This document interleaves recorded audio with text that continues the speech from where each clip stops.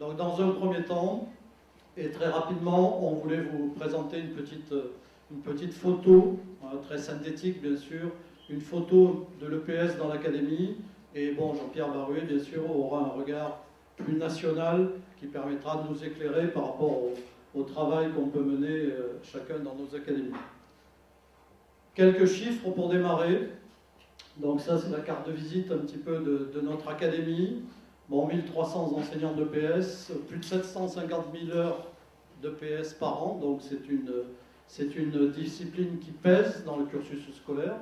C'est la deuxième en nombre d'enseignants, la troisième en nombre d'heures, ou l'inverse, je ne sais plus. Bon voilà, c'est quand même une discipline qui pèse dans le cursus scolaire d'un élève, et donc qu'on se pose des questions sur la plus-value apportée par la discipline dans un cursus scolaire, ce sont des questions bien sûr tout à fait légitimes. Bon, bien sûr, la photo qu'on vous présente, elle est issue d'un certain nombre d'inspections, parce que notre présence dans les établissements nous paraît toujours utile et importante, et on essaye de venir et de rencontrer les équipes le plus souvent possible, pas suffisamment malheureusement parce qu'on a beaucoup de tâches annexes qui nous occupent, mais sachez que dès qu'on peut, on vient dans les établissements, et que dès qu'on peut, on réunit les équipes. Je crois que c'est l'occasion de mettre sur la table un certain nombre de problèmes. Bon, l'UNSS, les sections sportives, des chiffres qui sont quand même assez favorables pour l'académie.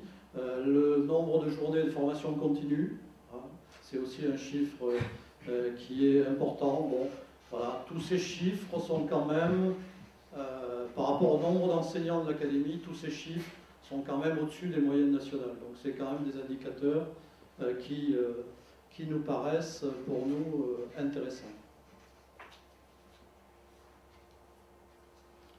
Voilà, quelques chiffres encore sur les résultats aux examens.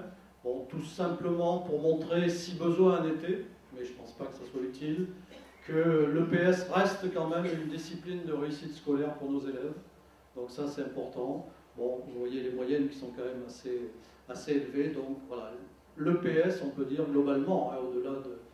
il faudrait bien sûr faire une analyse plus fine peut-être des chiffres, mais au-delà des moyennes, voilà, l'EPS est une discipline indéniablement de réussite scolaire aux examens. Bon, il faudra bien sûr compléter ces chiffres-là avec une quatrième colonne sur DNB. Vous savez que ça, on aura en 2013, donc la première session du DNB, on aura aussi des éléments d'analyse à partir du DNB, donc on aura l'ensemble du cursus. Donc voilà, ce qui est important, c'est qu'aujourd'hui, mais je pense que Jean-Pierre y reviendra, aujourd'hui, bon, l'EPS vit quand même un moment institutionnellement intéressant dans la mesure où on a sous la main l'ensemble des textes programmes et l'ensemble des textes sur la certification. Voilà, du collège au lycée, du niveau 1 au niveau 5. Bon, on a sous le coude aujourd'hui tout ce qu'il nous faut, tout ce qu'on avait besoin pour faire avancer nos projets. Quelques priorités qu'on s'est données déjà depuis 2 ans et qu'on essaye de faire avancer avec vous, bien sûr, dans vos établissements. Bon, l'approche par compétences et l'évaluation de celle-ci, bon, voilà, on y va, c'est un train qui avance, il faut absolument prendre ce train en marche. Aujourd'hui, la notion de compétence, même si elle n'est pas toujours suffisamment précise, même si elle n'est pas toujours suffisamment définie, c'est une notion incontournable aujourd'hui dans nos programmes. Donc on a la chance à l'EPS, bon alors sans se jeter des fleurs non plus, mais on a la chance d'avoir des compétences attendues par niveau qui sont quand même assez précises dans les textes programmes, ce qui n'est pas le cas dans toutes les disciplines où on va dire que les compétences ont une formalisation un petit peu large et pas toujours facile à cerner pour les enseignants. Bon, nous on a cette chance à l'EPS d'avoir des textes programmes sur lesquels vraiment on peut s'appuyer parce que les compétences attendues par niveau sont quand même relativement précisées dans chacune des APSA que l'on peut programmer. Donc ça c'est un point d'appui, je pense que c'est là-dessus qu'il faut travailler. Donc au collège, bien sûr, la priorité des priorités, c'est d'amener un maximum d'élèves dans le niveau de compétences attendues. Si on est sur un premier cycle, on sera sur la cible du niveau 1. Si on est sur un deuxième cycle, On sera sur du niveau 2, bien sûr, à valider par rapport au DNB. Par rapport à ça, et c'est un bilan qu'on fait à partir des nombreuses réunions d'équipe qu'on a fait en collège cette année, voilà, le sens qu'on vous demande de prendre, c'est vraiment d'allonger les cycles, de réduire le nombre d'activités, de faire des choix, même si ces choix sont difficiles. Bon, on peut reprendre l'exemple de la compétence numéro 4, où dans cette compétence, bien sûr, surtout en collège, entre les sports collectifs, les sports de raquettes, on y reviendra tout à l'heure, et puis les sports de combat, voilà, il faut faire des choix, on ne peut plus aujourd'hui tout enseigner au collège, il faut réduire le nombre d'activités et les amener au niveau 2. Ça, c'est une des priorités. Alors, bien entendu, c'est une évidence, il faut, par la même occasion, hein, donc de manière intégrée, contribuer, bien sûr, à la validation des compétences du socle, même si là aussi, les choses évoluent, on va vers une simplification, on va peut-être vers une réécriture, mais peu importe, le concept, en tout cas, demeure et reste valide.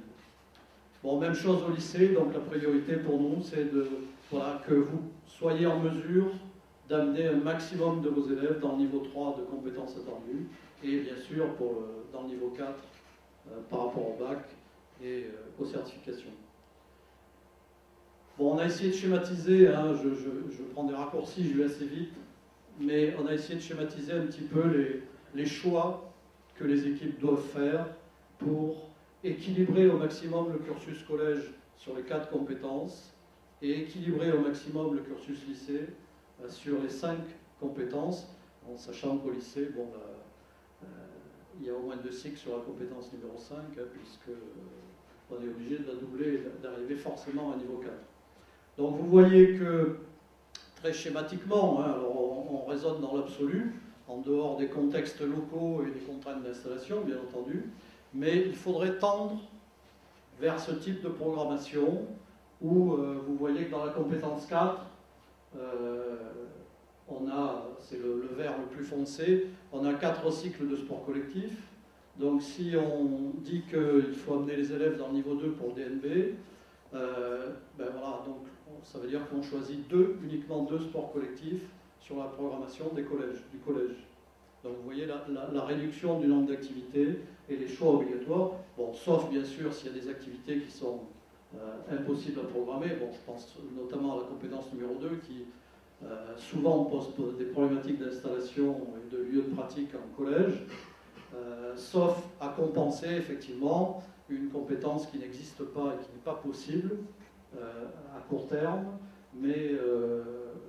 et donc ça rajoute un peu des activités. Mais voilà, ce qu'on vous demande, c'est d'équilibrer sur les 4. On a bien conscience que dans certains établissements, la compétence 2 est difficile à programmer. Ce qu'on vous demande, c'est de vous mettre en projet pour qu'à court terme, ça soit faisable. On va dire que, quel que soit le collège de l'académie, à court terme, il faudrait que pour le DNB notamment, les élèves puissent bénéficier de 3 notes issues de 4 compétences possibles. C'est-à-dire qu'il faudrait qu'en 3e, on puisse programmer au moins 4 APSA de niveau 2 et appartenant aux 4 compétences différentes pour que les élèves soient en situation, ce qui est légitime, soient en situation de valider les niveaux 2 acquis, à partir du moment où un élève a un niveau de compétence qu'il maîtrise et qu'il a acquis précédemment, il n'y a aucune raison de ne pas être en mesure de lui valider pour le DNB, qui est quand même la première certification en EPS. Donc voilà, c'est dans l'absolu, c'est dans l'idéal, c'est un équilibre des programmations, mais derrière, il y a des choix d'APSA qu'il faut absolument faire, et vous voyez que les nombres de cycles, 21 cycles, bon, le volume de chacun des cycles, les textes disent 10 heures effectives minimum, bon, on est plutôt sur 20 heures, pour garantir à un maximum d'élèves du groupe le niveau de compétence attendu. En partant du principe mathématique du volume, c'est-à-dire que plus le cycle est long, plus on a de chances d'amener un grand nombre d'élèves dans le niveau de compétence attendu. Donc vous voyez que ces choix-là, il faut que les programmations encore évoluent un petit peu. On est quelque part attendu sur, voilà, en fin de collège, dans notre établissement, on peut affirmer et mettre noir sur blanc, et le DNB devrait nous y aider, que tant d'élèves ont acquis des compétences de niveau 2 dans un certain nombre d'APSA, appartenant à un certain nombre de compétences. Alors ça, c'est un objectif qu'on se donne à court terme. Il faut absolument être capable de valider. Alors on vous demande, on ne va pas revenir sur le débat entre évaluation et notation par rapport au DNB, mais d'abord de valider des niveaux 2. Alors, bon, il y a des référentiels, bien sûr, du DNB qui vous aident aussi à mettre une note, au-delà de la validation du niveau acquis, de mettre une note parce qu'on est dans le cadre du DNB et que le DNB fonctionne avec des notes sur 20 et que donc dans le cadre du contrôle continu, l'éducation physique, bien sûr, est rentrée dans le moule du DNB et donc on vous propose des référentiels qui vous permettent de construire un petit peu cette note sur 20. Voilà, donc c'était simplement une photo quantitative de l'académie, et puis, bon voilà, c'était l'occasion aussi d'insister sur ce qui nous paraît prioritaire aujourd'hui dans vos établissements. Voilà, donc n'hésitez pas, dès qu'on vient dans vos établissements, on essaye de réunir l'équipe, et puis on met toutes ces problématiques bien sûr sur la table. Mais n'hésitez pas, si vous bloquez, ou si l'équipe bloque sur des hypothèses de travail, bon, voilà, n'hésitez pas à nous solliciter, même à distance, éventuellement on peut vous aider ou venir prioritairement dans votre établissement. Oui, alors juste un petit complément par rapport à ce qu'on vous a dit sur les compétences du socle.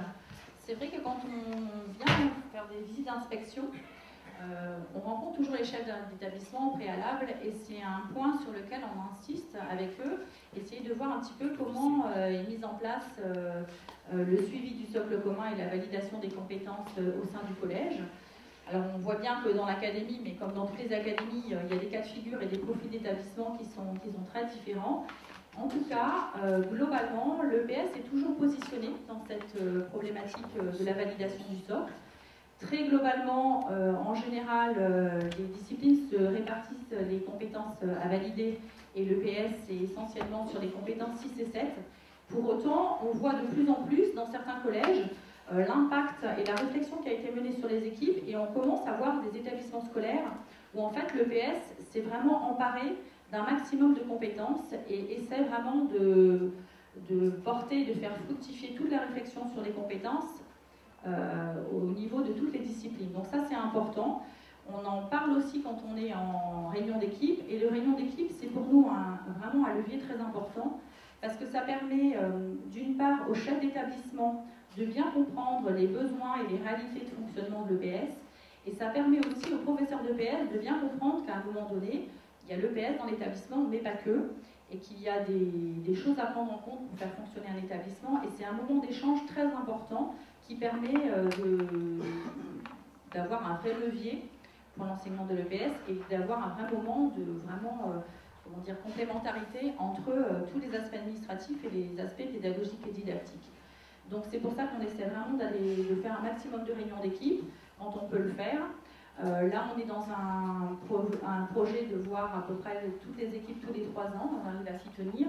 C'est pour ça que quand on vient dans vos établissements, on ne voit pas systématiquement tous les professeurs, mais on essaye d'avoir un certain turnover pour pouvoir venir régulièrement dans vos établissements scolaires.